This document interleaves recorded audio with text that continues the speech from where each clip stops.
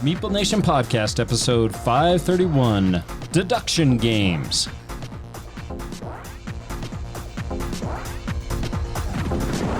Welcome, citizens, to Meeple Nation. Grab your favorite beverage, pull up a chair, warm up those dice, and join us at the game table as we discuss board games and the board gaming world. Each week, the hosts of Meeple Nation share their love for board games and the amazing memories that come from playing games with some very outstanding people. Let us now join our hosts in their natural habitat, the game table. The game is afoot, Watson.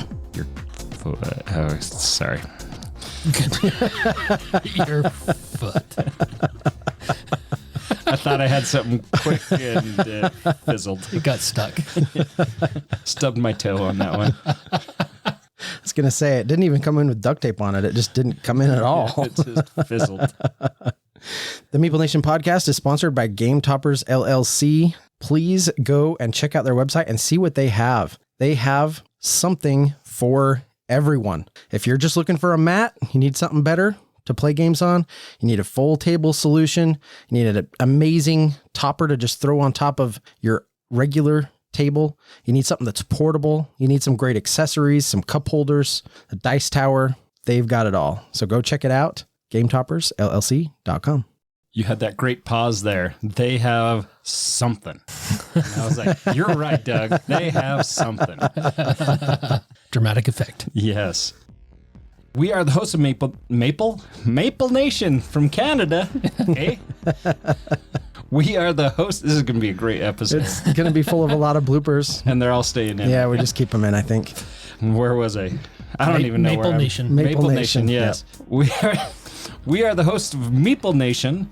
I'm Nathan Howard. I'm Andy Holiday. And I am Douglas Stewart. There's that pause again. Yeah, it was so dramatic. It must be the mood I'm in. Just feel like everything I have to say is super important, so I'm going to emphasize it with a little pause. You're channeling your inner Canadian William Shatner there. That's right. All right. We have a webpage. It's full of goodness. You should go check that out. If you have any questions, comments, we would love to communicate with you. Reach out and touch someone. Get their permission first. But I always do. My train has just derailed. You are really... We have an email, meeplenation@gmail.com. We have a Patreon link that can be found on our webpage there. We love our patrons. Our patrons make everything happen behind the scenes, and we appreciate them for their contributions. If you too would like to be a patron, jump on over to our website, skip on over to that Patreon link, and tag someone on there and give us a boost. I don't know where I'm gone. You're all over the place. I am. MeepleNation.com. All right. Well done. I'm just going to stop while I'm get off the train wreck. But at least you got it out, right? Yeah. So that one did come in. It just had a lot of duct tape on it. It did. Yeah.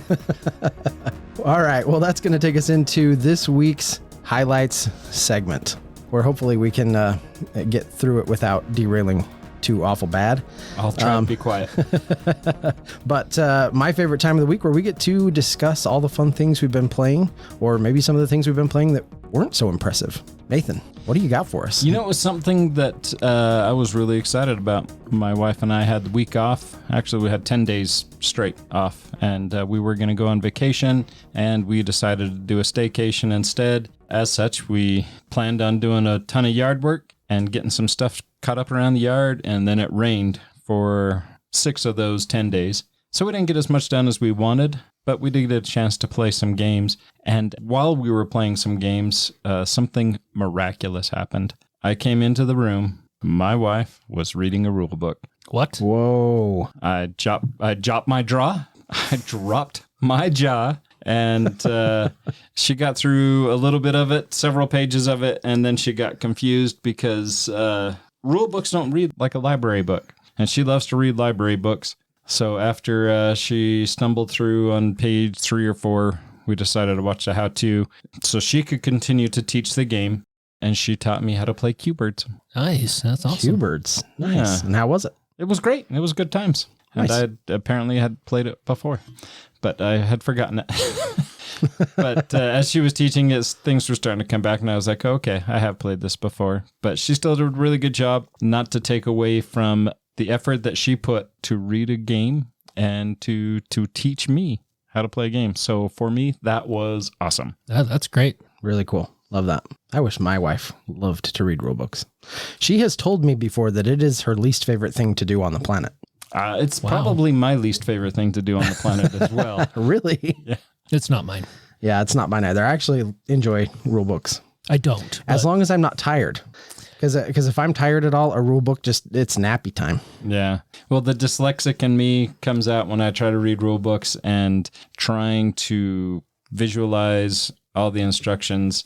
I like to read it, then I'll watch a video and then reread it. And then I'm like, okay, I got it. So it takes a lot for me to read a rule book, but. Well, for me, it's usually starts out by watching the how-to, and I'll usually get to the same spot in the how-to video and fall asleep and then rewind it. And I keep falling asleep in the same spot over and over. And I don't know what it is.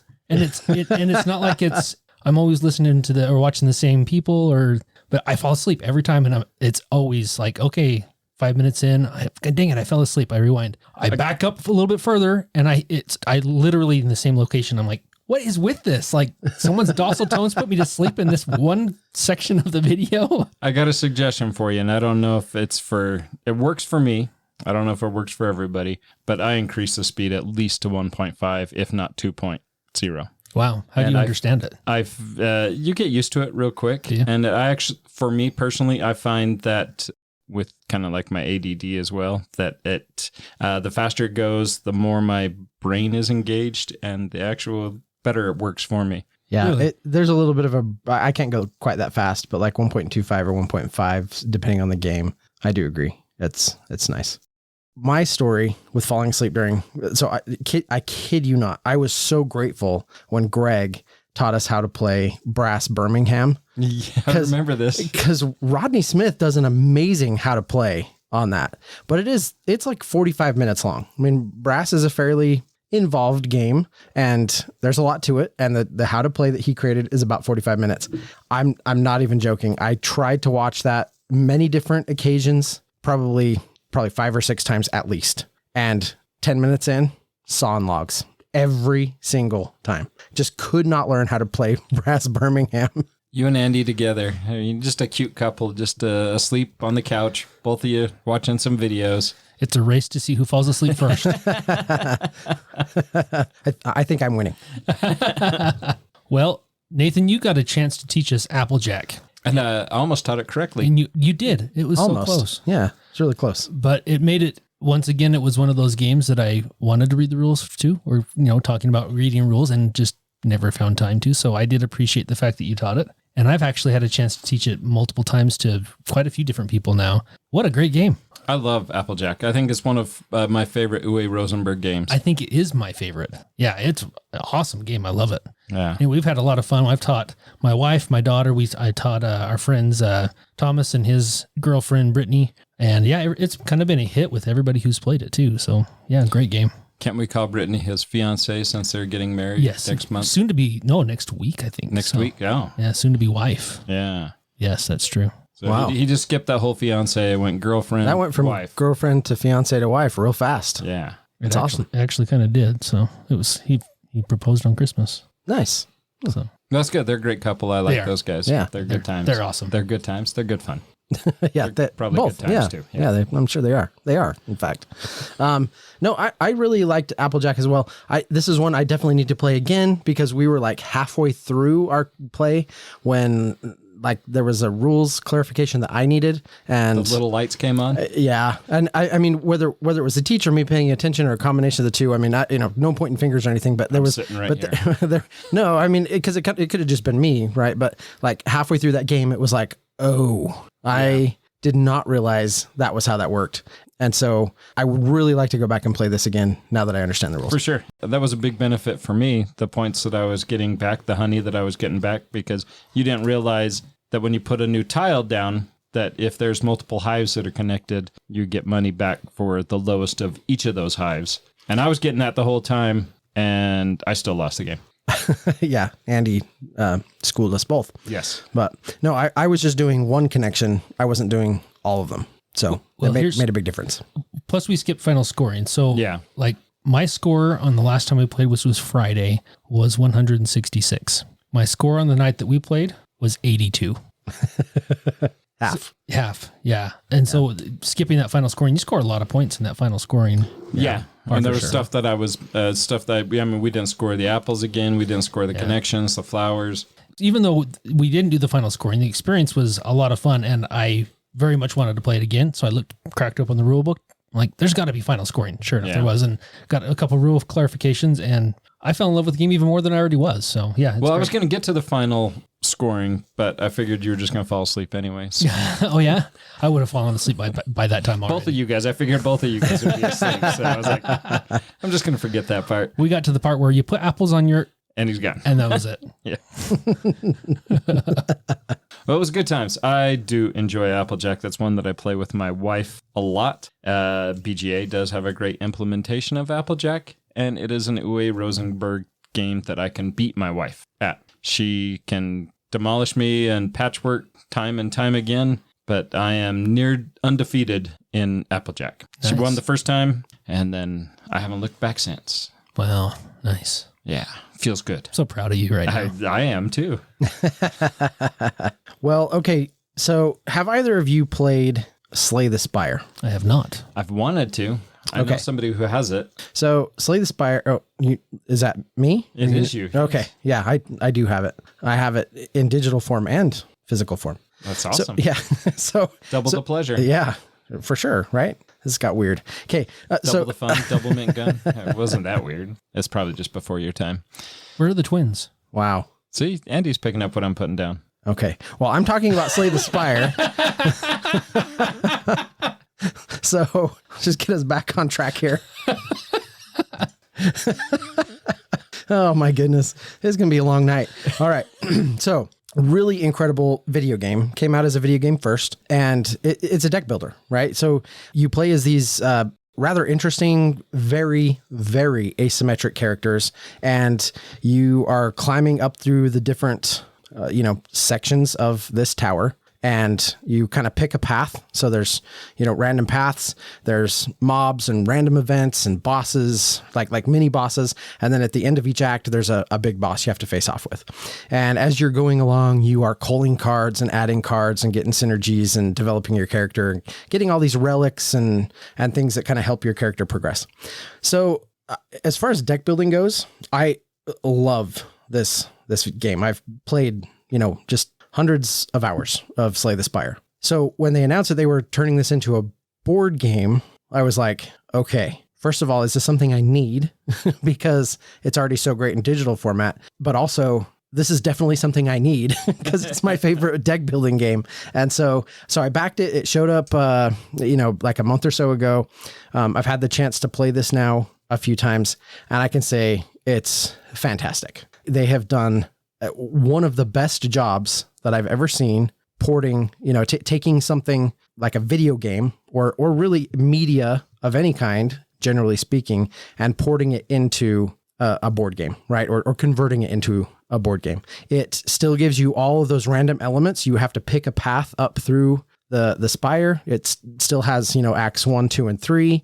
If you're familiar with the video game, there's a mode that's like the Ascension mode, I think is what it's called, where as you play and progress through, because it's a roguelike, right? So if you die, you die, but you can take certain achievements and things you've done as you've played and kind of mark off a sheet. And as you mark more and more off that sheet, you unlock some additional cards and perks and bonuses and modes until you can finally unlock a secret 4th act. And it's all very, very well done. Very, very cool. It's all recognizable and streamlined, and I think really fun. The big thing about this that I think you guys will be intrigued by, and the thing that I am most excited by, is the fact that the board game is cooperative multiplayer. So if you're playing the video game, you're just playing it solo. You're just playing it by yourself. But this turns that whole experience into something that you can enjoy with friends at the table. So it's not just doing the same thing that the video game does. It's also now letting you play with your buddies. And that is severely cool. Well, that's just the icing on the cake, because you had me at deck builder. Yeah, I kind of figured I did. But I think you guys are really, really going to like this.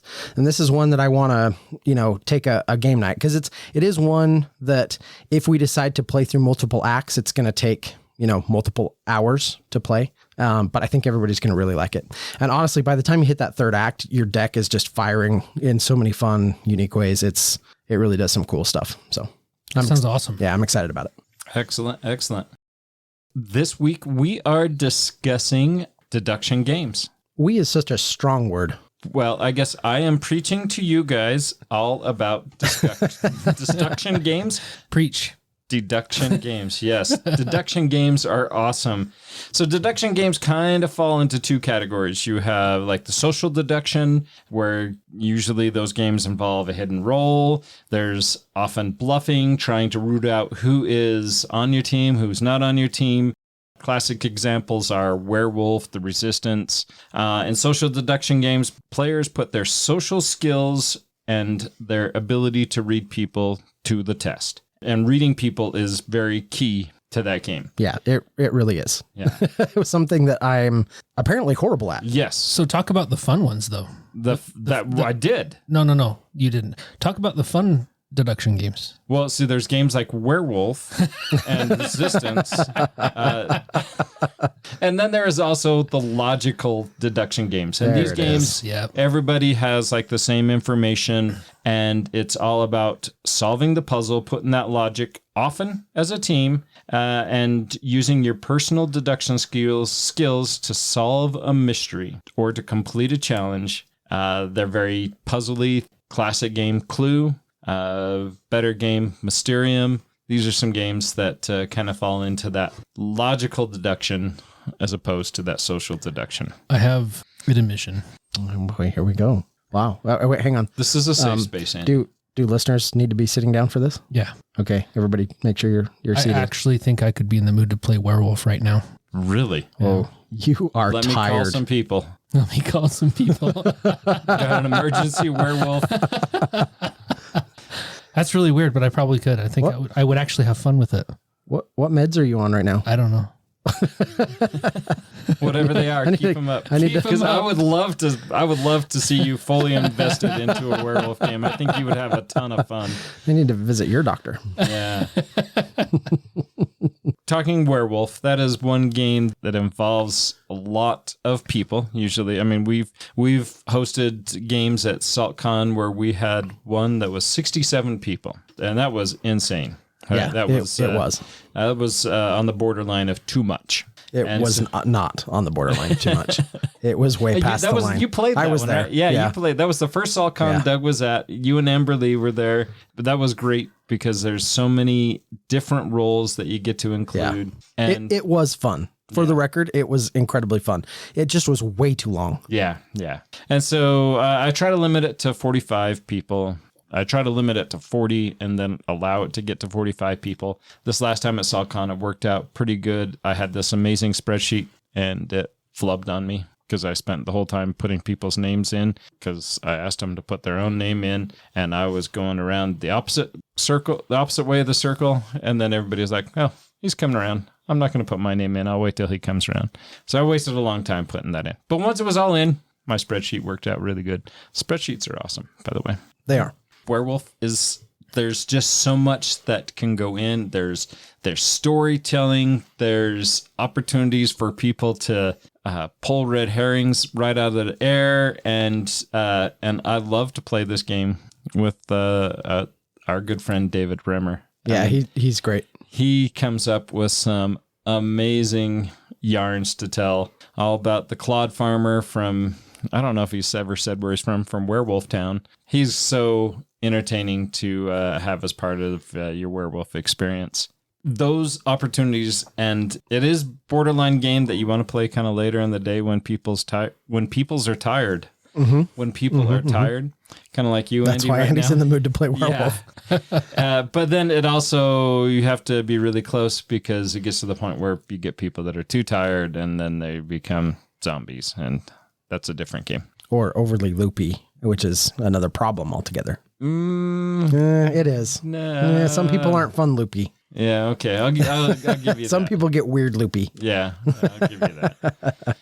Okay, but social deduction, right? Like the people that you play with matter so much, right? You are because 100% correct. when it comes to social deduction games, you have the spoken rules or written rules, as it may be, the mechanisms of the game. And then you have the unspoken or implied rules of the game. And if you're playing with a group that's just like, it's a social deduction game and everyone's just treating it very mechanical, It's not boring. fun. Yeah. It's so boring. But when you have like a really fun group and everybody's embellishing and, pointing fingers and, trying to like double crossing and wink, wink, but actually stab.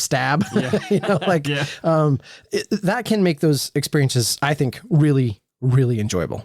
I think that's probably why I'm not very good at it, because I kind of try to do those things, but then I am always the person who gets the stabbity stab. I'm always doing the winky wink and everybody else is doing the stabby stab. Yeah, maybe you should wink with just one eye instead of both of them. Yeah, probably. Maybe that's my problem, because my Cheryl- winks look like blinks, and then people Yeah. are like, "Whoa, he's got to creeping me die." out. Yeah.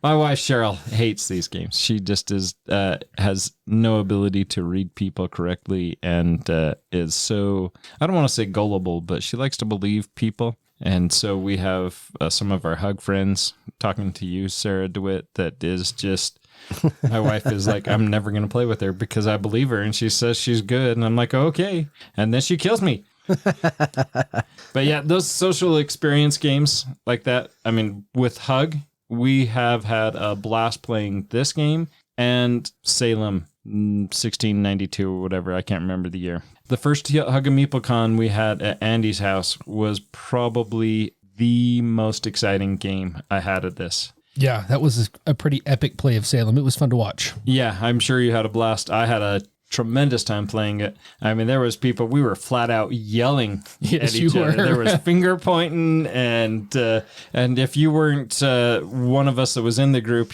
somebody might think it was something serious going on, but that was a super fun experience. And I think that's what comes from a lot of these social experience games, especially these larger count ones. There's some that are more limited number and can still be fun too. Resistance, Coup, those are kind of ones that are very simple. The Resistance, I always loved playing with my youngest daughter. She always loved this game. And then she would get mad because she wasn't the spy. And the cards would be dealt out. And she's like, I don't want to play anymore. I don't want to play anymore. And then she'd be, all right, I'm good. I'm like, all right, you're a bad guy. Yeah. Lousy poker face. Yeah. She's gotten quite a bit better. But I think just social deduction games in general, going back to what you said, Doug, very key on who you play with and forming those relationships with those great people. SaltCon, we have a ton of return people that come and play again and again and again, and we have a blast. Yeah, for sure. I do think it's also important to note with social deduction games that they are quite polarizing, because some people, you describe the experience you had playing Salem or Werewolf or something like that. And for some people, they hear that and they go, that sounds awesome. Like, that's incredible, right? Yeah. Other people, it just induces anxiety. Oh, for sure. Like those types of experiences are just like totally anxiety inducing. I think it's okay that they're polarizing. And I think it's okay if you're the kind of person who doesn't like social deduction games, because I kind of get it. For me, it's not an anxiety issue. For me, it's just, I'm just not very good at them. I do enjoy them. And we've had some really fun ones, but I tend to just not be good. Yeah. You tend to be the target. I mean, I do. And that's another thing. And I could launch into a whole every single time, every time I am an early, easy target. And a lot of these games, I'm out pretty early, and then it's like, okay, like everyone else is playing for another 30 minutes while I have to go find something else to do or go find a different game to play, which sometimes does work out. I mean, you recounted that similar experience when we played Fangs. Oh yeah. At SaltCon last time. Yeah. Yeah. Called it. I knew that's exactly how that was going to go down, and sure enough. And it did. Yep. All right. So are there any social deduction games that you guys do like? I know you each have some on your lists. So looking at the count of social deduction games, or even deduction games in general, I probably have 45 in my collection. And I have 4 to 5 in my collection. And same with Andy. Yeah, I have 4. And well, that's just social deduction. Then you got logic deduction, and then you each have A few more of those. A couple more. Yeah. 6 to 7. Yeah. Yeah, about there. So it's definitely a mechanic I enjoy. But I know that there are some social deduction games. We're still stuck on social deduction games that are in both of your libraries, each of your libraries. So what are some social deduction games that you do play and enjoy? So I actually do enjoy Love Letter. And more specifically, I enjoy the offshoots of Love Letter. We've played a ton of like the Marvel Love Letter. And it's it flips it on its head just a little bit because one person plays Thanos and they're trying to acquire all of the Infinity Stones, and then everybody else plays as the Avengers. And so it switches the rules up just a little bit, but it still uses that kind of simple, basic. I'm trying to think what the social part of Love Letter is actually, because it feels a little bit more like it's just pure deduction. It is. Although you are trying to read the other people at the table to see what they're holding on to try to force. Yeah, and what guesses they're making. Yeah. You're trying to kind of deduce what they've got in their hands and what they might be doing to either push the game in one direction or not. Now, I think with something like Marvel, you have everybody on a team except for the Thanos player, so there's maybe a little bit less of that. I also just picked up the Jabba's Realm Love Letter. Oh, have you tried it? we haven't tried it yet, so I'm really eager to get that one to the table and see how that one plays. But when it comes to the social deduction, I have a couple of them that are on my top 5 that I will talk about next week, but not a ton. The social deduction games that I enjoy are on your top 5. Oh, really? Yeah. Actually, there's one that really stands out among the others, and it's in your top 5. I will say that I own the game Citadels, and of all of my social deduction games that I own, it's probably the one I've played the most. And it's fun. It's quick, which is nice. It plays very, very quickly, and I guess the social aspect isn't super. It's not a huge part of the game. I mean, you're taking on roles, and you kind of need to figure out who took what for that round, but everything plays so quickly, and really most of your deduction is based on, okay, what's going to be best for this person, or are they just the type of person that's out to get everybody else? Are they going to take the thief, or are they going to take the assassin? Or, it just kind of depends on the person. So there's a little bit of social deduction as far as that goes, but I don't think it's a super huge part of the game so much. I mean, you read a lot. You're trying to read a lot of the people, exactly like you're saying. Are they going to be aggressive? Are they going to be passive? Are they going to do that this time? Is it to their benefit? Yep. And I hadn't played Citadel in a long time. When that first came out, we played a ton of it. And when Greg joined our group, that was one of the first games that he brought. Yeah. And we experienced that again for the first time after several years. And I very much enjoyed the game. It's definitely not in my top 5. No, for sure. And for some people, it's 15, for some people, it's one of those how to lose friends and hate people games, right? It can cause some serious hurt feelings, which I think it goes back to, what you were saying, Doug. There's just some people that just, that type of game just isn't their cup of tea. And whether it's anxiety, whether it's hurt feelings, whether they take it so get into it and take it so seriously, so when negative things do happen, it stings and they can't get over that sting. There is if you take that elements of Citadels, and that admittedly those are my least favorite parts of that game because I don't like to take that so much, but it's one I don't mind playing because it plays quickly. Yeah, I've experienced many a game where we've had people that have been sensitive to it's not necessarily a take that, but it's the player aggression. Yeah. And I don't want to say their whiny attitude, but their ability to be hurt really kind of, and not necessarily to be hurt, but to be so loud about being attacked. And that's, and so it kind of got to the point where, I mean, everybody's like, let's just stop playing this game because nobody's having fun. Well, we were having fun until one person got picked on. And as part of the mechanics of the game. And, and then you can have that same person get very excited about playing a super competitive game and be like, aha, I decimated everybody. And, I guess it's all kind of, it's great when you're winning. It sucks when you're losing kind of an attitude. But yeah, I guess so. But, sometimes you have those experiences where when somebody's losing can just sour the whole experience. And so that goes again, back to like what Doug was saying, is who you play with is key. You know, this makes me think of the experience that Doug's daughter Amberly had with Nathan. Well, yeah, with me. she like didn't want to play games with you for quite a while because I don't even remember what game you played. Salem. Was it Salem? Yeah, it was Salem. She like took it so seriously. She's like, I don't want to play games with him anymore. It's like, oh, come on. It was just a game. Yeah. I'm glad she got over that she too, did. because Yeah. I love Amberly. Yeah. She is a great. She could easily be my third daughter for sure. Yeah, she has such a logical, like very logic driven mind, and sometimes bending logic minds around social games is a feat in and of itself. For sure. Yeah. So, okay, so I do want to mention one, and it's one that I feel is a little bit underrated for a social deduction game. I don't know that it did, I don't know that it made a huge splash, right, in the board game community, but I think it's really fun.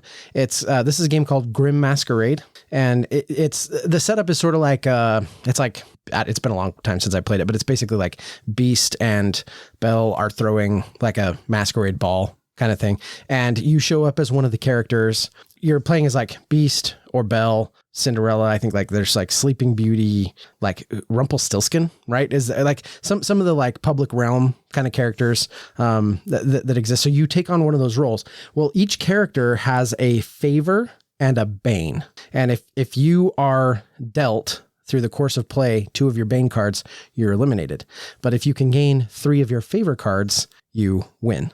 And what's kind of cool about it is there is player elimination, but eliminated players can still participate in some minor ways. So you're still pretty invested. The game plays pretty fast, but as you're eliminated, you put information as people deduce it kind of out on the central board. Then you have these little discs that you put out that mark certain things. It actually reminds me of PI in a lot of ways. I love PI. PI is such a great game. So you have the social thing happening around the table with the players, but then you've got kind of a pure deduction thing taking place with the markers on the board. And so it's a really kind of nice combination, and it's a shorter game. So if you guys would be up for it sometime, I have that one on the shelf. I should teach that one to you because it is a little bit more of a hybrid, but I like it. It's okay, like rated on BGG, like it did fine, but I honestly think more people need to try this game.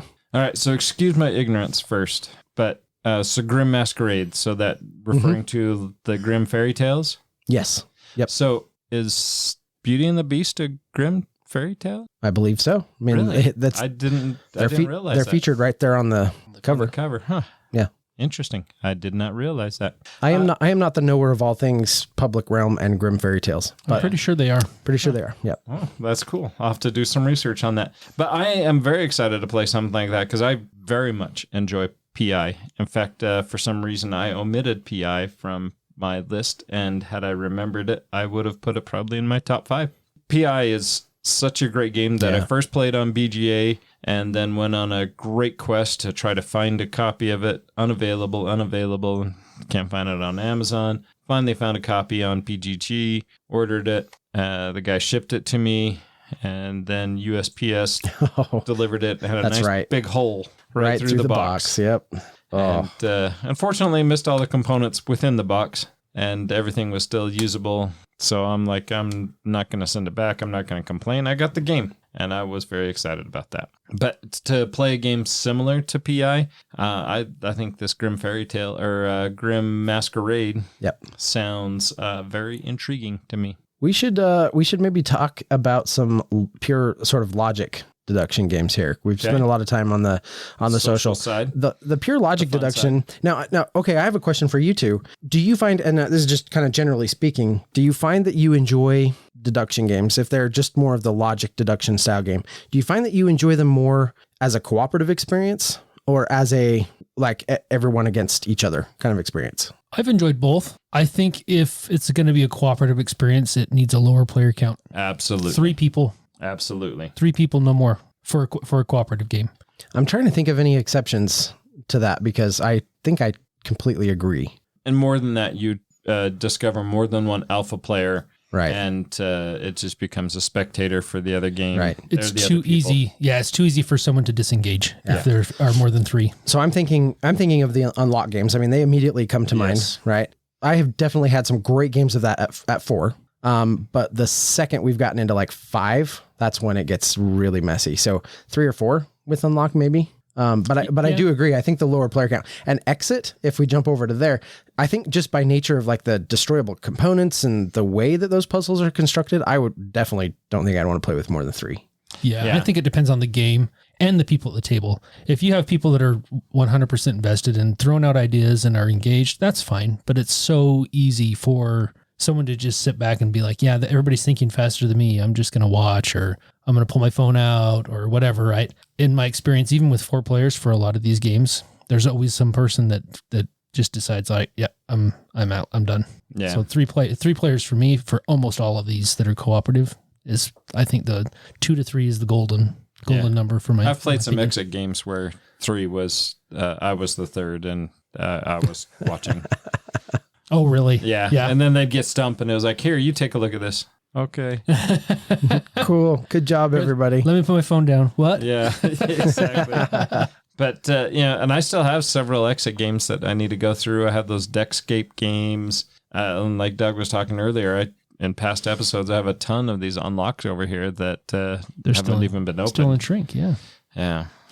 The unlock games, I think, make fantastic little like filler or sort of nightcap style kind of games. Yeah. And we really need to bust into some of those on those nights when it's like, we've got another maybe like 45 minutes, which isn't enough to maybe play some of the big games that we want to play, but we still don't want to go home yet kind of thing. We really should bust some of those out and play them because Except for usually really there's still like 4 people here lingering. Yeah, you're right. So we just need to be better at kicking people out. Yeah. Hey, go away. We want to play a game without you. Yeah. That'll go over real well. You're sure to see them again. Oh. I think my experiences with the logic games, I think I still prefer the non-cooperative, the competitive logic deduction games. I say that I like the games that where everybody starts with the same information and then due to the decisions you yourself make, you start gaining information that other people don't have. And then it's a race to try to figure things out. I like that more than the cooperative. And I love cooperative games, but as far as these logic deduction games, that's my preference. I really enjoy just the competitive ones a little bit more than the cooperative exit games and the break-in games. The break-in games were way too clever for themselves.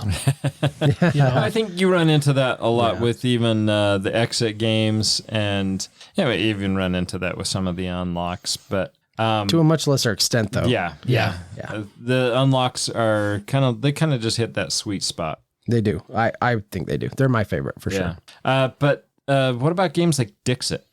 I do like Dixit. I think Dixit's fun.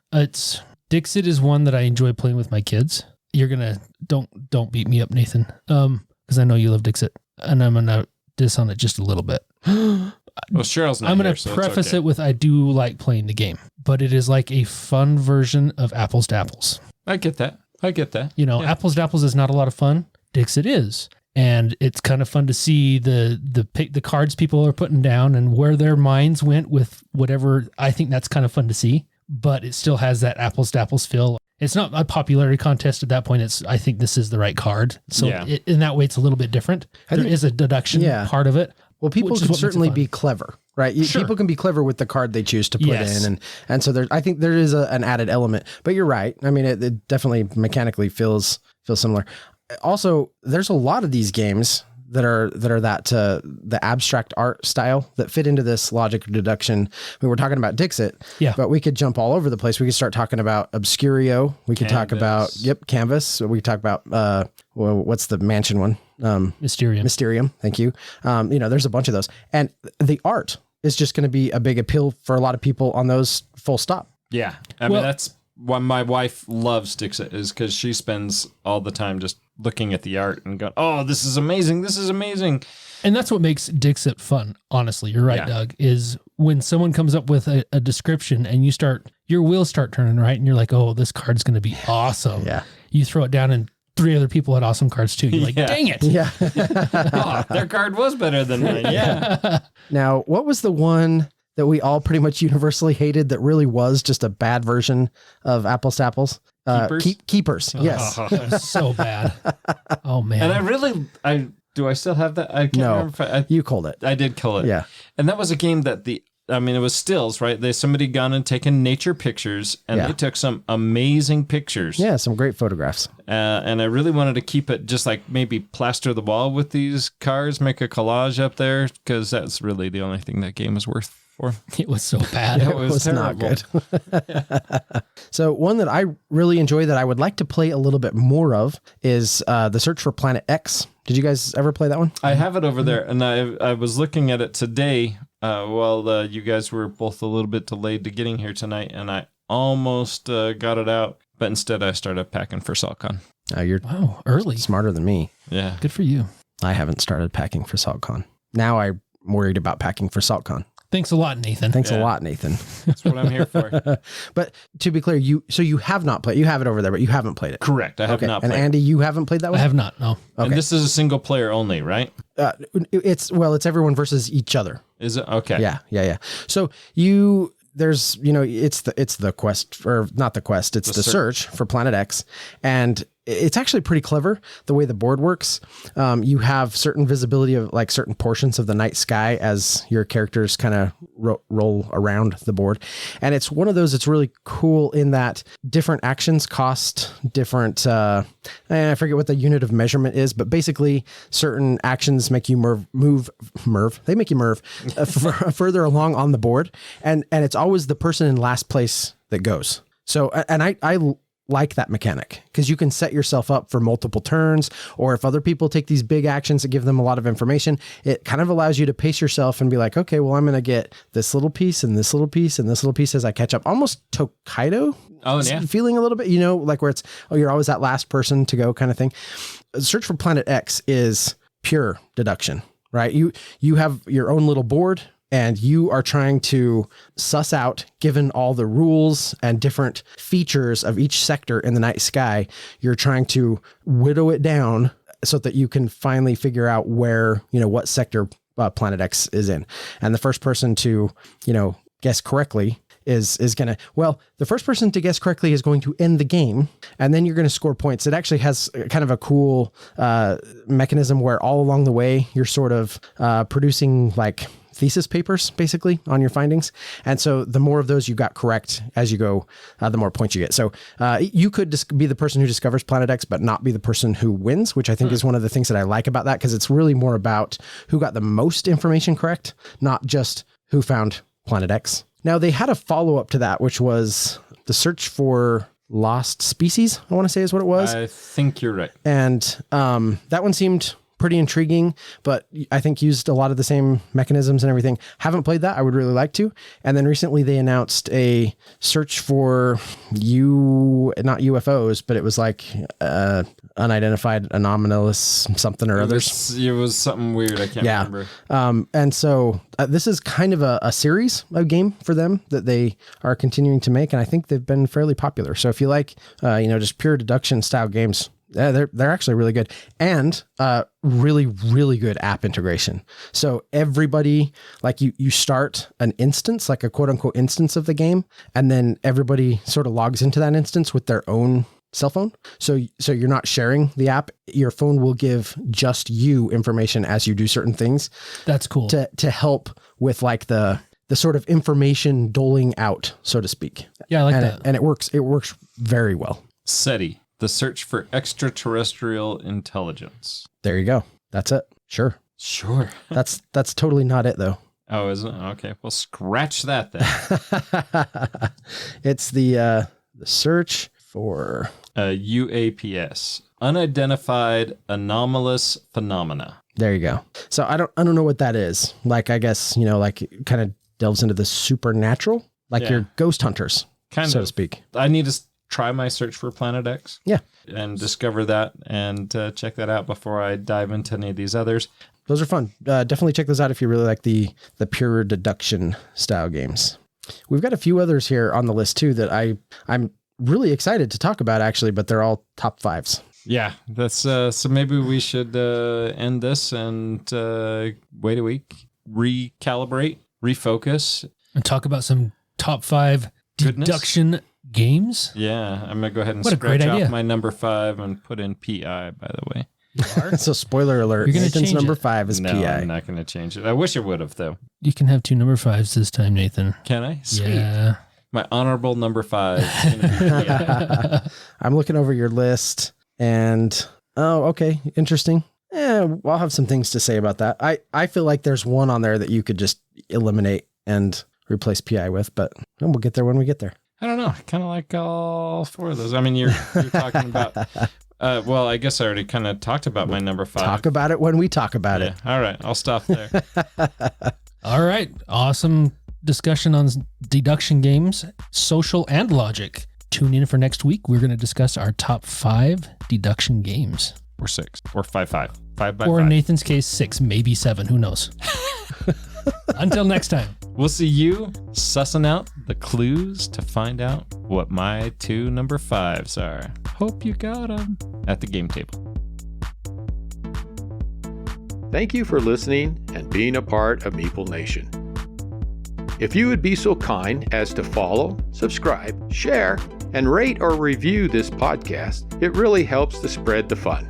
You can be more involved in supporting the podcast by joining the nation at patreon.com/MeepleNation, or you can find a link at the top of our webpage, meeplenation.com. And while you're there, look at all our extra content. There are links to all our past episodes, a wide variety of blogs, pictures from our Instagram feed, and bios for all the hosts and our awesome bloggers. Follow us on Twitter, Instagram, and Facebook, all under Meeple Nation. If you would like to chat with the hosts or other members of the nation, you can join our Facebook group, Meeple Nation Off Air. We hope to see you again at a game night, a con, or maybe a suspense-driven evening of werewolf. Thank you for listening and supporting Meeple Nation, and stay tuned for next week's episode. Thank you so much for listening. We very much want to thank our patrons who help keep the podcast running. I personally want to thank my co-hosts for all the help they provide with both content here on the podcast, in addition to what we have available on our website. Without them, the podcast would not happen.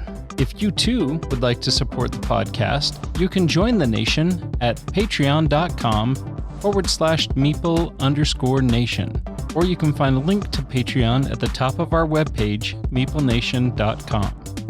If you have any questions, comments, or games you feel should be on our radar, you can always reach us at meeplenation@gmail.com. We can't wait to hear from you.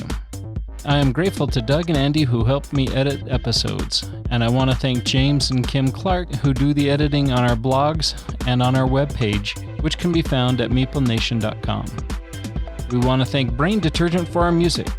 If you want to find more from him, you can follow his links that can be found on our webpage, or simply search for Brain Detergent on YouTube to find more of his tracks. Thank you again for listening and being part of the Meeple Nation community.